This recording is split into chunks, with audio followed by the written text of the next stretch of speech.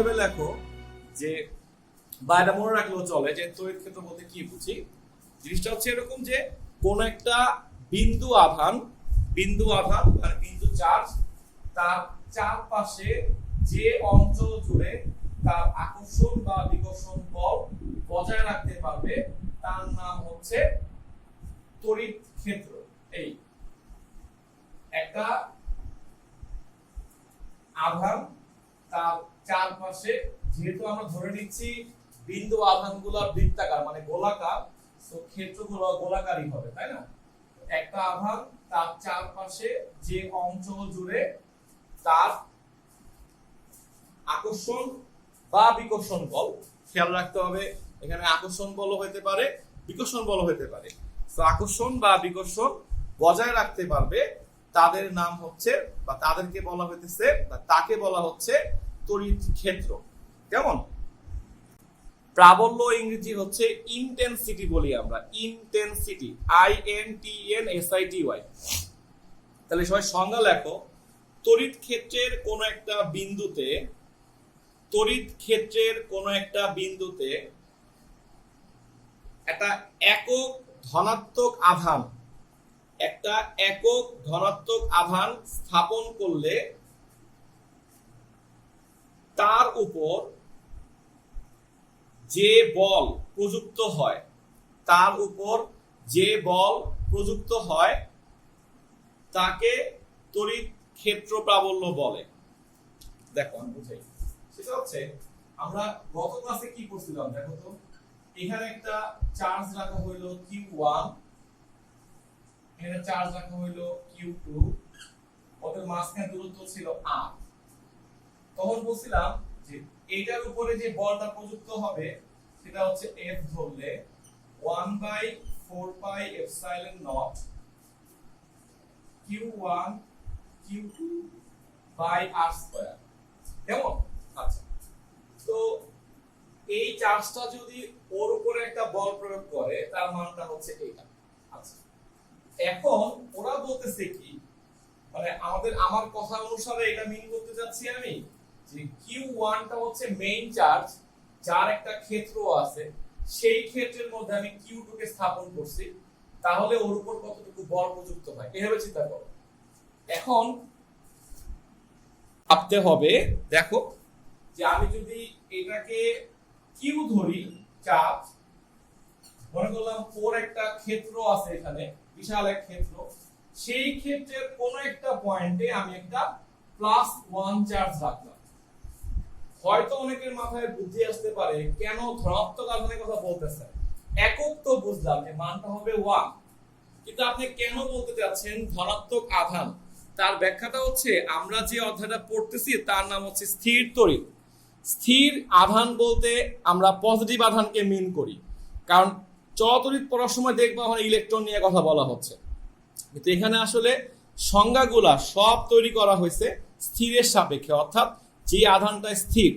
তো আমরা সবসময় দেখবা সংজ্ঞা বলার সময় বলবো একক ধনাত্মক আধান বা বলবো ধনাত্মক আধান। এখন জাস্ট এটার মতো করে ভাবো তো, এটার ক্ষেত্র রাখা হয়েছে এটাকে, তাহলে ও ওর উপরে কত বল প্রয়োগ করবে? ব্র্যাকেটে এখানে একটা সুবিধা পাওয়া যাচ্ছে, এইটার চেয়ে ছোট চার্জ পৃথিবীতে নাই, এটা সবচেয়ে ছোট চার্জ +1, তাহলে ও নিশ্চয়ই ওর উপর চেয়ে বড় হবে, তাহলে ও ওরে বল প্রয়োগ করবে। সো এখানে যেমন একটা কনফিউশন ছিল, এখানে তা নাই, এখানে সবসময় লিখে রাখবা বলটা এর উপর প্রয়োগ করা হবে, এর উপর যে একক হবে। তাহলে এটা সমবায় চিন্তা করো, এখানে সূত্রটা কি হবে? 1/4πε0, আমি Q1 এর জায়গায় লিখবো Q, Q2 এর জায়গায় +1 বসাবো, এটা আলটিমেটলি বাদ হয়ে গেল, এটা ছিল R²। তাহলে আলটিমেটলি আমরা কি গত ক্লাসটাই করতে যাচ্ছি না আবার? শুধু শর্ত হচ্ছে এখানে একটা +1 চার্জ থাকবে। সো আজকের পর থেকে এটাকে আমরা প্রকাশ করব E দ্বারা, অর্থাৎ তড়িৎ প্রাবল্যকে প্রকাশ করা হয় E দ্বারা। আর এটা হচ্ছে একক চার্জের জন্য, এটার একক ছিল নিউটন, এটা হবে নিউটন পার কুলম্ব। তুমি এই জিনিসটা 9 10 এ পড়ছিলা কেমনে একটু মনে করে দেখো। যদি আমরা এইভাবে ভাবি যে হ্যাঁ, কিউ চার্জের উপর বল যদি হয় F, তাহলে একক চার্জের উপর বল হচ্ছে F বাই কিউ, সংজ্ঞা অনুসারে এটা হচ্ছে E, F বাই কিউ। অর্থাৎ আমরা ছোটবেলায় পড়ছিলাম F সমান সমান QE। এটাও কিন্তু সূত্র, দেখছো? এটাও সূত্র, এটাও সূত্র। আমরা করব ম্যাথ এটা দিয়া। তাহলে Fটা কিভাবে আসছে? F হচ্ছে নিউটন বা কুলম্ব। এই হচ্ছে প্রাবল্যের সংজ্ঞা। প্রাবল্য একটা ভেক্টর রাশি, প্রাবল্য একটা ভেক্টর রাশি, তড়িৎ প্রাবল্য একটা ভেক্টর রাশি। অর্থাৎ এর যোগ বিয়োগ এবং গুণ, যোগ বিয়োগ এবং গুণ জ্যামিতিক নিয়মে করতে হবে, মানে সহজ কথায় ভেক্টরের নিয়মে করতে হবে, নরমাল নিয়মে করা যাবে না। কেমন? এটা হলো একটা পয়েন্ট। পয়েন্ট 2 দিয়ে লেখো সবাই, পয়েন্ট 2 দিয়ে লেখো। যে বিন্দুতে প্রাবল্য বের করতে বলবে, এক নাম পয়েন্ট 2 হচ্ছে যেই বিন্দুতে প্রাবল্য মাপতে বলবে, যেই বিন্দুতে প্রাবল্য মাপতে বলবে ওই বিন্দুতে সবসময় +1 চার্জ ধরে নিতে হবে। ওই বিন্দুতে সবসময় +1 চার্জ ধরে নিতে হবে, মানে +1 কুলম্ব। ওই বিন্দুতে সবসময় +1 কুলম্ব ধরে নিতে হবে। গত ক্লাসে যে ম্যাথটা করছিলাম সেই ম্যাথটায় সবাই খেয়াল করছো কিনা? এখানে একটা চার্জ দেওয়া ছিল কিউ, তারপরে বলছিলাম এই কিউ এর উপরে মোট বল কত, বল বলছিলাম।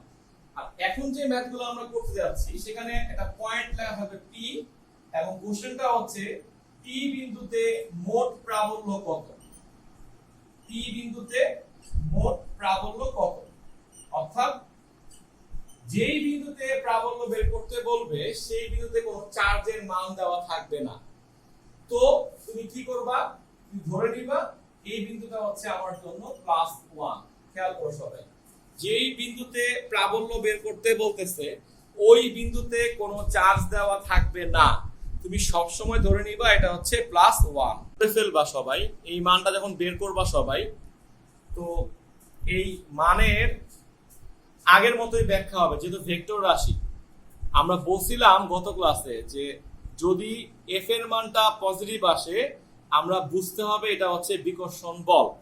সেম ভাবে বলতেছি, যখন ই এর মানটা পজিটিভ আসবে সবাই বুঝে নিবা এটা হচ্ছে বিকর্ষণ বল। এটা একটা বোঝার উপায়। আবার তুমি যদি ভাবো যে না এটা +10, এটা +1, স্বাভাবিকভাবে দেখতেছো প্লাস প্লাসে বিকর্ষণ করবে, এবং ছবির মধ্যে দিক দেখানোটা ফরজ কাজ। তুমি দেখা দিবে এটা হচ্ছে E1, এটা তোমার শিখার বিষয়টা। ও ওরে বিকর্ষণ করতেছে, এটা বড় ও ওরে ধাক্কাচ্ছে, তো বিকর্ষণ করা হলে দিকটা এদিক চলে যাচ্ছে, অর্থাৎ এই। এইবার তুমি যদি লেখো যে Q2 এর জন্য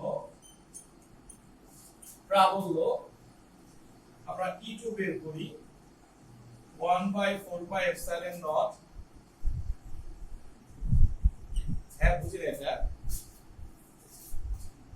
তো E2 এর মানটা মাইনাস আসছে, এবং আমি তোমাকে লাস্ট ক্লাসে বলছিলাম যে সব সময় ভেক্টর রাশি হইলে তুমি তার পরের লাইনে যায়া এটাকে প্লাস বানাবা। হ্যাঁ, এই এবং ব্র্যাকেটে লিখবা ঋণাত্মক চিহ্ন আকর্ষণ নির্দেশ করে, ঋণাত্মক চিহ্ন আকর্ষণ নির্দেশ করে। কেমন?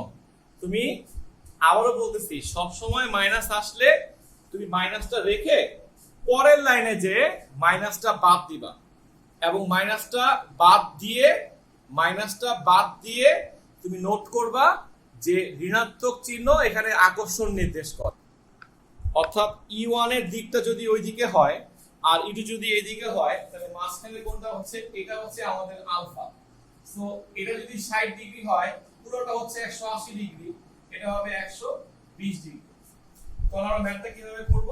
লিখব লব্ধি সমান সমান, আমরা পড়ছিলাম ফার্স্ট ইয়ারে থাকতে p² যোগ q² যোগ 2pq cos আলফা, সেভাবে লিখব E1 square E2 square 2 E1 E2 cos alpha. তুমি E1 এর মান জানো, E2 এর মান জানো, আলফার মান বসাবে 120 ডিগ্রি। করে ফেলো ম্যাথটা। তো বা আমরা বলতেছি এটাকে আধান ঘনত্ব। সো এটা সংজ্ঞা লেখো, আমি বলি।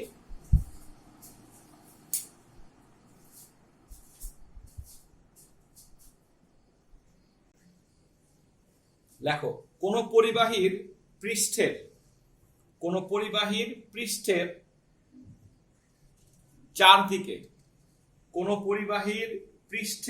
চারদিকে প্রতি একক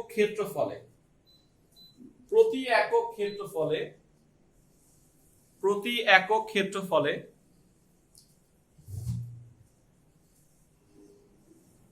যে পরিমাণ আধান থাকে তাকে তলমাত্রিক ঘনত্ব বলে। যে পরিমাণ আধান থাকে তাকে তলমাত্রিক ঘনত্ব বলে। এ ক্ষেত্রফলে আধানের পরিমাণটা হচ্ছে কিউ, তাহলে একক ক্ষেত্রফলে আধানের পরিমাণটা হচ্ছে কিউ বাই এ। অতএব আমরা বলতে পারি যে আধান ঘনত্ব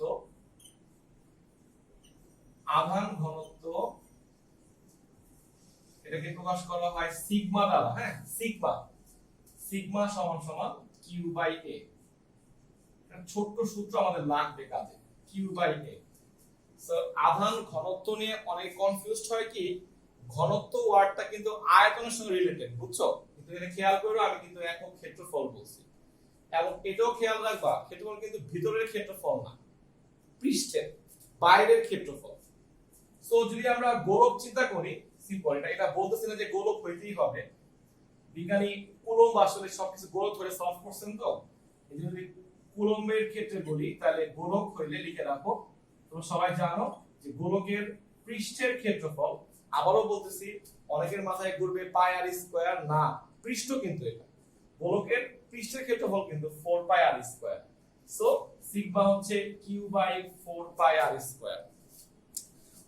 লিখে রাখবো অবশ্যই গোলকের জন্য। হ্যাঁ, আর পয়েন্টটা হচ্ছে আধান ঘনত্ব।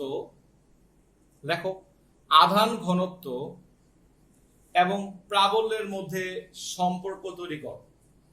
আধান ঘনত্ব এবং প্রাবল্যের মধ্যে সম্পর্ক তৈরি করো। তুমি লিখবা যে আমরা জানি E সমান সমান 1/4 pi epsilon naught q by r square, এটা এক নম্বর সমীকরণ। আমরা জানি সিগমা সমান সমান q by 4 pi r square. তুমি হয়তো বলতে পারো আপনি কেন এটা লিখছেন, কারণ বিজ্ঞানী কুলম্ব সবকিছুকে গোলক ধরে কাজ করছিল, এটা ওনার একটা সুবিধাও বলতে পারো। আর লাস্ট দিকে বলবো এটা একটা ওনার একটা সমস্যাও ছিল এটা। আমি যদি এটাকে 1/2 করি, তাহলে এই পাশে হবে E বাই সিগমা, এই পাশে কাটাকাটি যাওয়ার কথা, তাই না?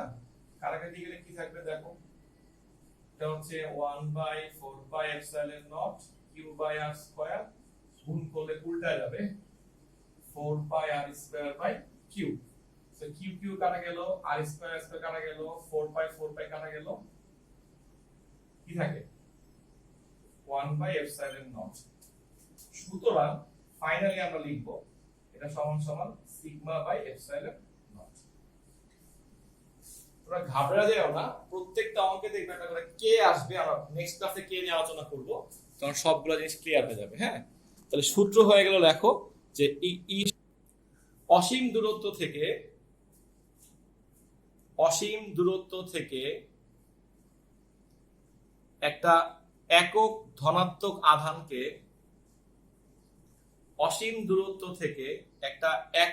ধনাত্মক আধানকে তড়িৎ ক্ষেত্রের অভ্যন্তরে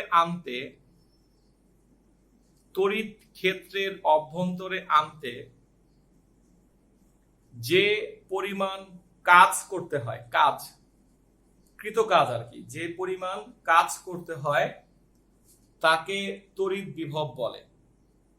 অসীম দূরত্ব থেকে বিভবের ক্ষেত্রে অসীম বলতে কি বোঝায়, পুরা ফিজিক্সের ক্ষেত্রে অসীম বলতে কি বোঝায়? অসীম বলতে বোঝায় ক্ষেত্রের বাইরে, ক্ষেত্রের বাইরে। কেউ যদি মনে মনে ভাবো যে অসীম মানে অনেক দূরে, না, ক্ষেত্রের বাইরে। এখন ধরো তুমি যেই বাসায় বসবাস করো, তোমার পাওয়ারটা ওই বাসার মধ্যেই আছে। তোমার ক্ষেত্র তোমার বাসা, তোমার আব্বা আম্মা ভাই বোন সবাই তোমার কথা শুনতেছে। এইটার বাইরে, এখন বাইরে বলতে পাশের বাসাও হইতে পারে, আমার বাসাও হইতে পারে, বা মঙ্গল গ্রহ হইতে পারে।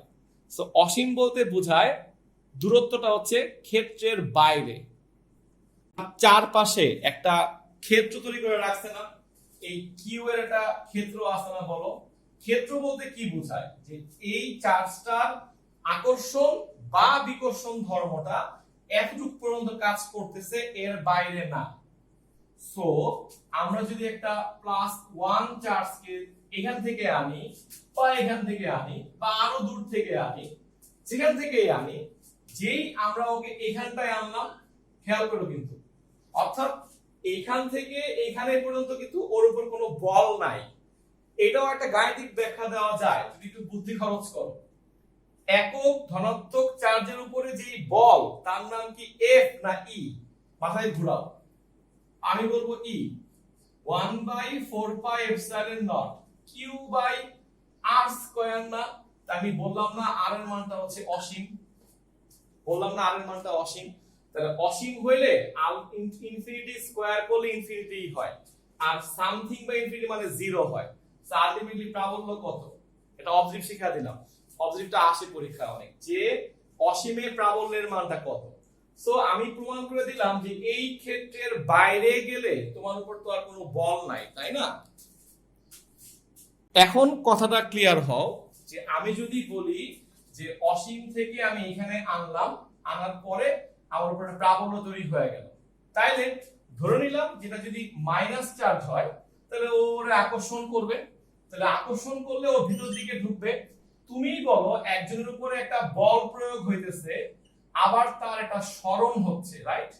সরণ, আমি ডিআর বললাম সরণটাকে। তাহলে একটা জিনিসের উপর আমি বল প্রয়োগ করতেছি, তার সরণ হচ্ছে, তাহলে বলও আছে সরণও আছে, তাহলে কি কাজ হচ্ছে না? তাহলে কি আমি বলতে পারি না যে এখানে এক ধরনের কাজ হয়েছে?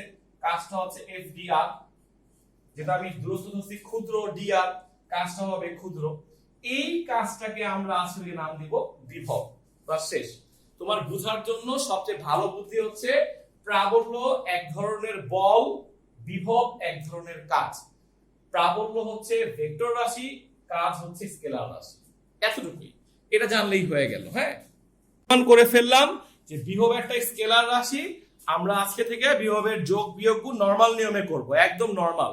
অর্থাৎ প্লাস আসলে প্লাস রাখবো, মাইনাস আসলে মাইনাস রাখবো। যোগ করার সময় নরমাল স্কেলার যোগ করব, 1 + 2 3 শেষ, এভাবে করব। ধরো একটা আনসার আসছে -2, একটা আসছে +1, তুমি যোগ মোট লিখবা -2 + 1 শেষ। এখানে কোনো মাইনাস সাইন সরানোর দরকার নাই, আকর্ষণ বিকর্ষণ লেখার দরকার নাই, কোনো অ্যাঙ্গেলের দরকার নাই, স্ট্রেট যোগ করবা। ক্লিয়ার? ওকে, একটু বলে রাখি যে কিউ চার্জের দ্বারা কাজ হয় ডাব্লিউ, তাহলে একক চার্জ হচ্ছে W/Q, W/Q টা হচ্ছে বিভব। এখন অঙ্ক করতে গেলে আমরা অনেকেই বিপদে পড়ি যে ভাই এই ভিটা আসলে কি, বিভব না বিভব পার্থক্য? দেখো অ্যাকচুয়ালি বিভব বইলা কোনো ম্যাথে কিছু নাই, সবই বিভব পার্থক্য। কিরকম? আমি এইখান থেকে এইখানে নিয়ে আসছি, রাইট? তাহলে এখানে একটা বিভব ছিল, ধরে নিলাম এখানে বিভব ছিল 5 ভোল্ট, এখানে ছিল তোমার 15 ভোল্ট। সো এই ভিটা হচ্ছে ওদের পার্থক্যটা 10 ভোল্ট। এখন তুমি বলতে পারো আপনারা মাত্র বলছেন এটা বিভব, অবশ্যই বিভব বলছি, কারণ আমরা অসীম থেকে যখন আনবো এটা 0, এটা 15। এখন বলো পার্থক্যটা কত? 15 ভোল্ট হচ্ছে না? অর্থাৎ যদি 0 থেকে 15 ভাবো, তাহলে পার্থক্যটাও 15, আবার বিভবটাও কিন্তু 15। সবচেয়ে ভালো হয় কনফিউশনে না পড়া মাথায় রাখা যে এই ভিটা হচ্ছে একটা বিভব পার্থক্য, কোন জায়গা থেকে শুরু করছি আর কোন জায়গায় আনলাম, এদের বিয়োগফলটা হচ্ছে ভি। নোট করে রাখো, আমার শীটে ম্যাথ আছে, আমি করাইলে আরো ক্লিয়ার হবে জিনিসটা। সো এই হচ্ছে একটা সূত্র হয়ে গেল, কেমন? আচ্ছা, এখন আমরা যদি আরেকটা সূত্র বের করতে চাই, যে আমরা যদি প্রমাণটা এভাবে করি যে ডিভি মানে হচ্ছে এরিয়া, ওই যে কাজ সমান সমান বল ইনটু দূরত্ব ইন্টিগ্রেশন করলাম, লিমিটের ব্যাপারটা আশা করি ভুলে যাও নাই, যেখান থেকে শুরু করবা সেটা লোয়ার লিমিট, শেষটা হচ্ছে আপার লিমিট। তা আমি মান বসাইলাম ই এর, কনস্ট্যান্ট গুলা বের করে দিলাম। এখন আমার পথ চলে আসলো কত, এটাকে ইন্টিগ্রেট করলে কি হয়, তোমরা এখানে সবাই ইন্টিগ্রেট খুব ভালো ভালো শুনছি আমি। এটা হচ্ছে r to the power -2 + 1 divided by -2 + 1 r আর ইনফিনিটি, রাইট? এই এখন আমি যদি শর্টকাট হিসাবটা করে ফেলি তাহলে কি দাঁড়াবে দেখো, এর মাইনাসটা বের হয়ে গেল, তাহলে -q/4πε0 এখানে থাকে 1/r থাকে, r থেকে ইনফিনিটি, কেমন? তাহলে আমি -q/4πε0 নিলাম, এখানে আমি 1/r নিলাম, 1/∞ নিলাম, এটা 0 হয়ে গেল। তাহলে v হলো 1/4πε0 q/r। এই মাইনাস সাইনটা আমার এখানে কাজ করবে না, কারণ এটা স্কেলার রাশি। আমরা সবাই জানি যে ঋণাত্মক বা ধনাত্মক চিহ্নটা হচ্ছে দিক বোঝানোর জন্য কাজে লাগে, যেহেতু বিভব একটা স্কেলার রাশি, আমার দিকটা দরকার নাই। সো ফাইনালি আমি সূত্র পাইলাম v = 1/4πε0 q/r। প্যাচ লাগাও না কিন্তু, হ্যাঁ, এটা q/r, r স্কয়ার না, ওকে? নেক্সট টপিকটা হচ্ছে বিভব এবং প্রাবল্যের সম্পর্ক। আমরা জানি E = হচ্ছে 1/4πε0 q/r², v হচ্ছে q/r, অনুপাত করলাম, কাটাকাটি গিয়ে চলে আসলো e * r। কোন কোন বইয়ে এটাকে লিখছে e * d, আবার ভয় পাও না, হ্যাঁ, e * d। ওই দুইটা চার্জের মাঝখানের দূরত্বকে কেউ যদি d ধরে তখন আমাদের সূত্রটা হবে e * d। এটা অনেক কাজের সূত্র, একটা কাজের সূত্র। কেন তোমাকে আমি বলি, প্রাবল্যের এককটা তুমি কি পড়ছো হচ্ছে নিউটন পার কুলম, রাইট? তাহলে এখান থেকে কি আসছে, এখান থেকে কি লেখা যায় না E = v/r? তাহলে এটা ভোল্ট হলে এটা মিটার না, সো লেখা যায় ভোল্ট পার মিটার। খুব জরুরি একটা কথা বলে দিলাম, নোট করে ফেলো। প্রাবল্যের একটা একক হচ্ছে নিউটন পার কুলম, আরেকটা একক হচ্ছে volt per metre. Volt per metre লিখে রাখো সবাই। কম বিভবের ম্যাথটা, যে একটা বড় ক্ষেত্র আঁকা হয়েছে, চারটা কোণায় চারটা চার্জ বসায় দিছি। এটা 4 কুলম, -8 কুলম, 12 কুলম, 10 কুলম। হ্যাঁ, তোমাকে বলা হইলো যে কর্ণদ্বয়ের ছেদ বিন্দুতে এইখানটায় ও বিন্দুতে মোট বিভব কত, এই হচ্ছে অঙ্ক। করে ফেলো, দেখি কেমনে করবা। যেহেতু চারটা চার্জ আছে, তাহলে ওর জন্য একটা, ওর জন্য একটা, ওর জন্য একটা, ওর জন্য বিভব তৈরি হয়। লিখবো v1 + v2 + v3 + v4। যেহেতু স্কেলার রাশি, নরমাল ভাবে যোগ করে ফেললাম। এর সূত্রটা হবে 1/4πε0 q1/r হবে। What is r? এইখান থেকে এই দূরত্বটা হচ্ছে r, তাহলে এই দূরত্বটা তো r ই হবে, তাই না? এটাও r হবে, এটাও r হবে। সো আমার পরেরটা হবে 1/4πε0 q2/r। আচ্ছা, তারপরটা হবে 1/4πε0 q3/r, এটা হচ্ছে q4/r। কেমন? দেন আমি যদি কমন নেই তাহলে হবে 1/4πε0 q কমন, 1/r কমন চলে গেল, এটা হলো q1 + q2 + q3 + q4। এই তো তুমি চারটা চার্জের মান জানো, তুমি কিন্তু এই জিনিসটার মান জানো, তুমি জানো না খালি r এর মানটা, রাইট? তো আগের দিন বলছিলাম না r কিভাবে বের করে, এই পুরাটা হচ্ছে বর্গের কর্ণ, রাইট? পুরাটা এর নাম দেই যে a b c d। তাহলে AD টা হচ্ছে বর্গের কর্ণ, বর্গের কর্ণ হচ্ছে AD। তাহলে কর্ণর সূত্র কি ছিল? a√2। মনে আছে? পড়ছিলা, বর্গের কর্ণ হচ্ছে a√2। তাহলে a এর মান 2 মিটার, তাহলে হয়ে গেল 2√2। তাহলে আর কত হবে? আর হচ্ছে তার অর্ধেক, তাহলে 2√2 এর অর্ধেক হচ্ছে √2। এখানে √2 বসায় দাও, ক্যালকুলেশনটা করো, ম্যাথটা হয়ে যাবে। দেখো হ্যাঁ অ্যানসারটা আসবে 1, আচ্ছা আচ্ছা, আর এটা হবে 1.145 10^11 হবে অ্যানসারটা। কেমন হচ্ছে? কোশ্চেন লিখবা Q4 এর মান কত হলে, Q4 এর মান কত হলে, Q4 এর মান কত হলে বর্গক্ষেত্রের কেন্দ্রে মোট বিভব শূন্য হবে।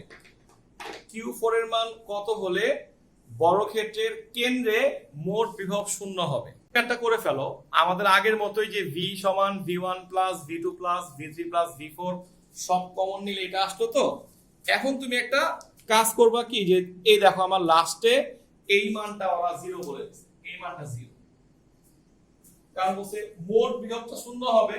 তাহলে এইগুলার মান তো দরকার নাই, এগুলা 0 দিয়ে গুণ করলে এগুলা বাদ হয়ে গেল। তাহলে আলটিমেটলি আসলো কত? Q1 plus Q2 plus Q3 plus Q4, right? ঠিক আছে, তাহলে এখন পর্যন্ত মনে হচ্ছে যে বিভবের অঙ্কগুলো বেশ সোজা। তাহলে আজকের এখানে শেষ হচ্ছে, ঠিক আছে?